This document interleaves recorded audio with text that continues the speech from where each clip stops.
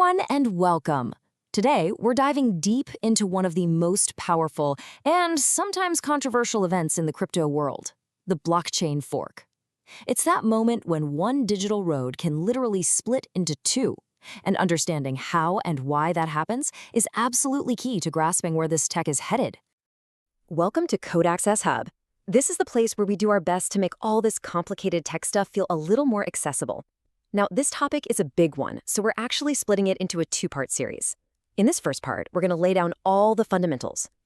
So let's just kick things off with a pretty big question.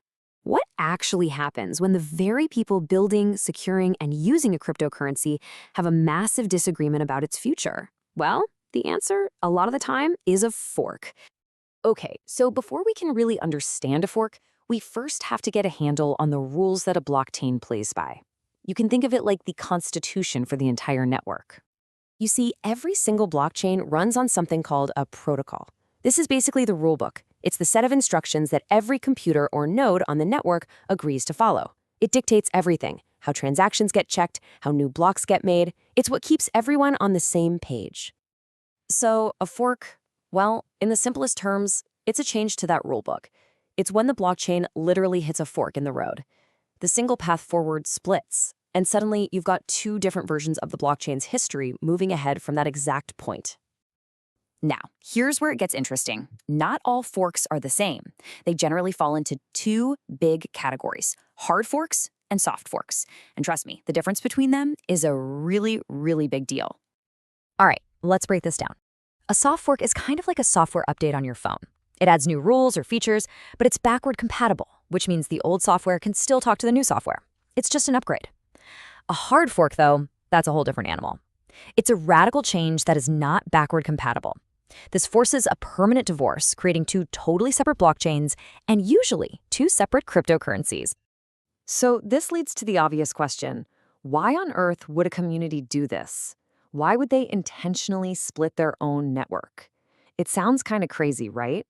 Well, the reasons can range from a totally normal upgrade to some really intense, high-stakes drama. Sometimes it's pretty straightforward. The developers just want to add cool new features or maybe fix a critical security bug. But then you get the really juicy ones, like when a major hack happens and the community has to vote on whether or not to hit an undo button on the entire blockchain. And the most dramatic forks, those tend to happen when there's a deep philosophical disagreement about the very soul of the project. And if you want the perfect case study of a contentious hard fork, we absolutely have to talk about the legendary DAO hack on the Ethereum network. Okay, buckle up, because this is a wild ride and a pivotal moment in crypto history. Back in 2016, this project called the DAO raised a mind-blowing $150 million. But then disaster struck. A hacker found a flaw in the code and drained about $60 million worth of it.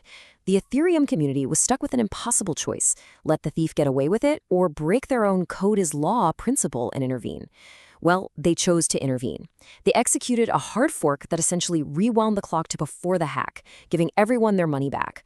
But a small but very vocal part of the community completely disagreed. They argued that a blockchain's history should be sacred and unchangeable, so they just kept supporting the original, unaltered chain. And just like that, one blockchain split into two, giving us the Ethereum we know today as ETH and the original chain, which became Ethereum Classic, or ETC. So yeah, the story of the DAO really shows you just how powerful and messy these things can be. Forks are a complete double-edged sword. They can be a tool for evolution and fixing mistakes, but they also carry some very serious risks. So let's start with the good stuff. In a way, forking is the secret sauce of decentralized innovation. It's how these networks evolve, get faster, cheaper, and more secure.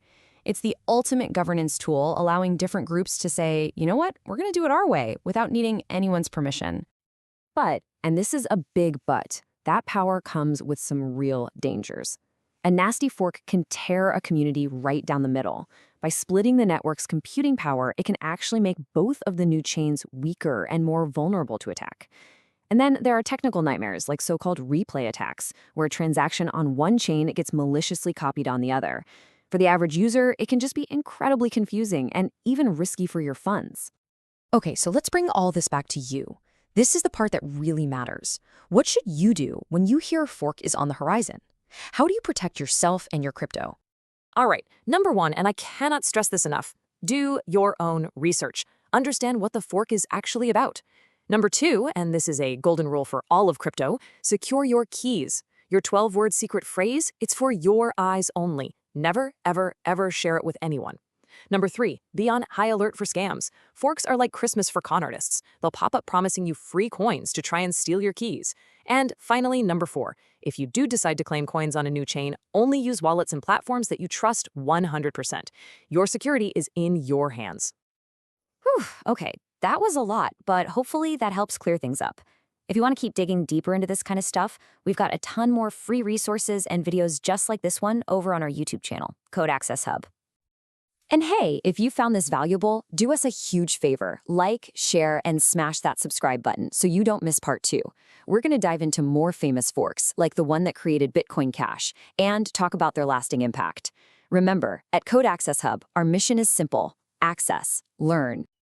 So I'll leave you with this one last thought to chew on until next time. Is this ability to fork, to split, to disagree, and to go a separate way a fundamental weakness of these networks? Or is it their greatest strength, the ultimate expression of freedom in a decentralized world? Thanks for watching.